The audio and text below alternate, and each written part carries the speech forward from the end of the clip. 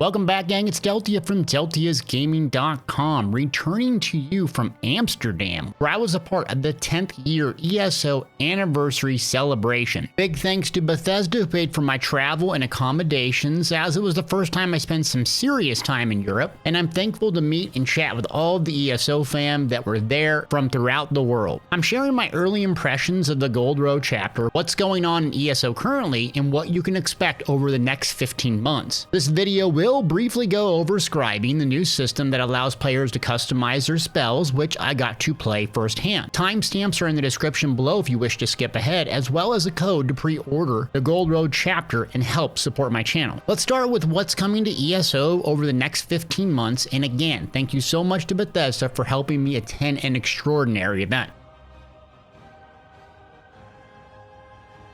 The Elder Scrolls Online has a lot in store for the future. The 15-month window is designed to celebrate the game's original launch on PC 10 years ago, and then 15 months later on consoles. Currently, you can join in the Jubilee event and the Prologue quest for the upcoming chapter Gold Road. The Jubilee event is a fan favorite in ESO due to the double XP and item farming available. To start, go to the Crown Store under the Quest Starter section. Go to your home city, bake a cake by gathering the ingredients, and boom, you have a new 2024 cake to eat. Starting the Prologue quest is done similarly by accessing the Crown Store, Prologue quest section, the Prisoner of Fate. The remaining content coming in April of 2024 is the public test server for the Gold Road chapter releasing April 15th. In the PTS testing cycle, everyone with a PC account can test the new content and check out Scribing for yourself, or just let me figure it out for you. An upcoming event in May is for housing fans, a housing spotlight and partner celebration. Then the Gold Road chapter will be releasing on June 3rd for PC and June 18th for Xbox and PlayStation. The Gold Road chapter will require a separate purchase, which I hope you will make using my link in the description below. Hint, hint. I've played the Gold Road chapter already, specifically the trial, checked out some new gear sets, tested Scribing a bit,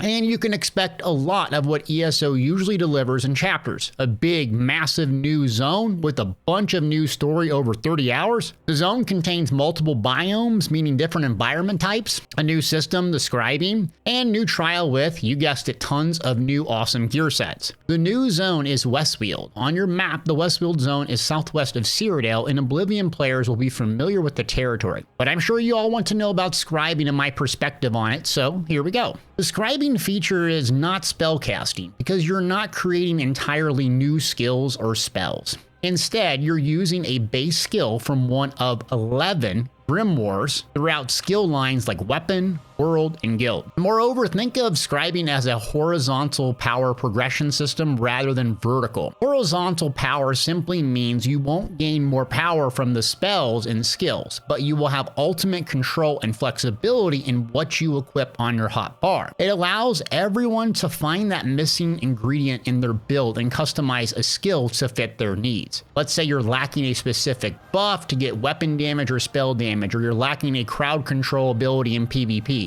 You can have that with Scribing specifically. The Scribing user interface is like enchanting, which makes it easy to understand. You have 4 runes rather than 3. The top is your grimoire or your base skill. Then you have 3 scripts: focus, signature, and affix. The focus script is a central part of the skill or spell. Players design their skills to either do damage, stun, target allies, etc. Signature script is enhancing an effect or a secondary attribute of that skill. You may want a range spammable, so you're going to use that in your focus script. Then your signature script, you can select something that will give a little bit additional damage over time. And then lastly, we have the affix scripts, which provides buffs or debuffs. These are game changing for healers, tanks, and PvP players because each class can now obtain buffs only relegated to other classes. I love that I can get a reliable on-demand stun for my Necro, or I can replace a dot bleed rather than using Rending Slash for my DK PvP build. You can even get minor courage and other buffs for healers, freeing up support options for classes typically not used in high-end PvE. There are a lot of options, a lot of combinations, and I'm sure we're just going to scratch the surface on the PTS, and we'll learn more as people tinker with this over time. Next up is Scribing Progression, which is really important for any new system in ESO that feels fun and active. So for Scribing Feature, leveling and unlocking new scripts in grimoires is a lot different than other progression systems in the game. I prefer this system to others because as you progress the quest line, the place that you go to actually do the scribing, the Scholarium, starts to change physically. You can unlock scripts by playing the game via delves, world bosses, and even PvP. Grimoires, which are the base skills again, are easy to obtain via a vendor further down the quest chain. And every type of player can find a reliable and enjoyable way to unlock customization options. Moreover, you will actually have to get some achievements to obtain specific high-end scripts. So there's always something to advance and progress and to aim for and do. Moving on to gear sets.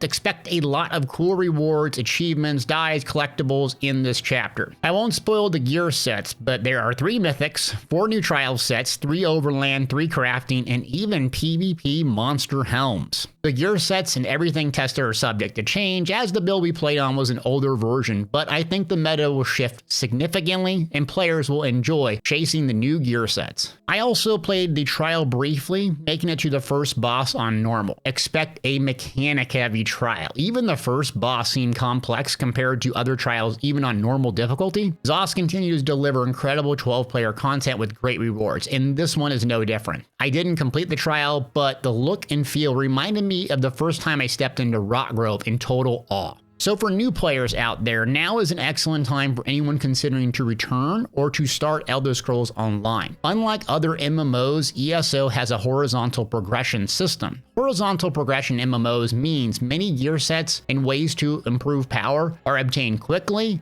and you can have access to a lot of variety of ways to improve your power. It's not limited to just doing one dungeon, then the next, then the next, then the next, and the next, in a vertical linear progression path. You can choose many paths to improve your power and your character, and that's what makes it fun and different. Sure, there is best in slot gear, a meta, but almost everything in the game is situational, and you can pick up early game gear sets that are almost equal to or equivalent some of the best in slot gear in the game. So the everyday player who starts to play or returns can have a competitive setup for PvE and PvP simply by obtaining base game overland sets, crafting, or through guild traders. Even a few hours in the game, you gain a sense of constant progression and improvement of your character's power, and it's not a frightening time commitment to start or return, unlike other games where you're constantly behind unless you spend 100 hours each month. So don't be afraid to come back or start. You can catch up, you can be powerful, and you can do all the end game fun stuff if you wish without a huge time investment. So my suggestions to new players would be to white out the map in ESO. When I initially started playing ESO in 2014, I completed every zone, quest, lore book, sky shard, etc. in each zone. I did it about on 6 characters because it was so much fun. And I've even leveled over about 30 characters to end games because I love the sense of progression in ESO, and that's what keeps me coming back. The combat, the feel of the game, it's just fun to play. That's an obvious statement, but the combat is so different, so active, dodging, blocking, managing all of your resources, bar swapping. It's just so fun. And as your character develops and progresses, you just feel like you're more in tune with it and you have more and more to offer, and you just get that immersive power increased feeling. Another really good thing about ESO is that you can engage in multiplayer activities even as a solo player with group finder, dungeon, and battleground queues. So if you're kind of shy at meeting people and so on, there's a guild finder, and there's also these queues that allow you to jump in these multiplayer activities even if you don't have a group. Or you can isolate yourself in the game and spend time traveling through the zone doing hundreds of hours of quests. Basically, just do what makes you happy in the game. Don't worry about what other people think you should be spending your time on. If you like doing crafting and housing and farting around and that's what's fun, continue to stick to do that. It's a game. It should be fun and rewarding and enjoyable. So that's all for the Gold Roll preview. Let me discuss how Amsterdam and the 10-year event overall went. ESO's 10-year event was a 2-day long celebration of the game in Europe in Amsterdam. While I'm actually not an event type of guy, I'm more introverted, I love the ESO event. The Sugar Factory was a location, and it was decorated to feel immersed in the world of Nirn, Tamriel, and the Elder Scrolls Online. Whether it was a replica of the White Gold Tower or the Elder Scrolls in a glass case, you felt You were totally in the universe, and it's really hard to describe until you're actually in the scene. Additionally, there were many activities rather than your standard booths and vendors. You could go around throwing axes, well, not at people, hopefully, at a target, calligraphy, potion making, leather working, and photo opportunities. There was just tons and tons of stuff to do. The folks there even gamified the system, giving you punches for completing the workshops and giving you the chance to win prizes. Most importantly, it was great to meet the people worldwide and discuss ESO while exploring Amsterdam. It's very different than the cornfields in Nebraska where I'm from, but I really enjoyed the relaxing and active environment with everyone cycling and just having a good time enjoying life. I highly recommend that if you can attend an ESO event over the course of the next 15 months,